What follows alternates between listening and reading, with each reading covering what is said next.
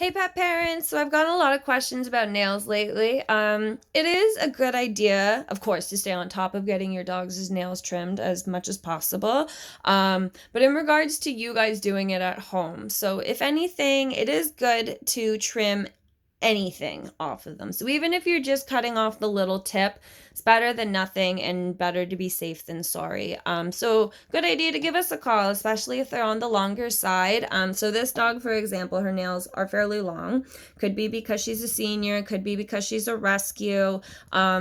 With time, when they walk or anything like that, it tends to help file their nails down. You can see how this foot, the nails aren't touching the ground.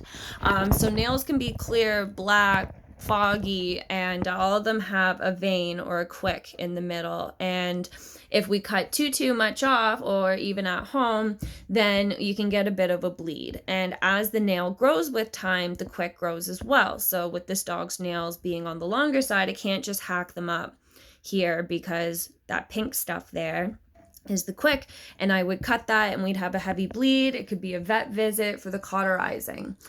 So what we do in order to help a nail recede, or the quick to recede, is of course we cut the nails.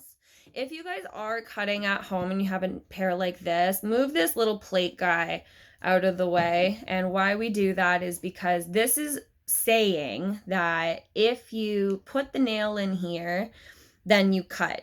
And who's to say that's not a puppy's whole nail? If you're doing like a Great Dane or something, their nails are much longer. So I push it out of the way, and that way you'll be able to see what's on the other end of what you're cutting a lot better. And if you do accidentally nick them, even we do it, there's Quick Stop or Nail Safe. It's a powder that you would just put on the end of the nail, which would help with the clotting.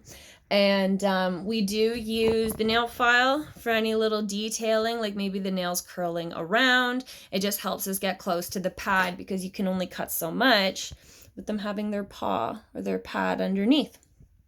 The dermal, I strongly suggest. We do charge a bit extra for it, but what it is for is when we cut as close as we can to the quick, we then grind around it, and it just helps expose the quick a bit more. And as they move around and walk and all that, it is going to start receding. So the more we expose it, the better, without, of course, cutting it. So I cut this dog's nails about once a week. We've been trying to get their nails to recede back, and it's just best to stay on top of it. So if you guys have any questions or would like to book a nail appointment, just give us a call. Thanks, guys.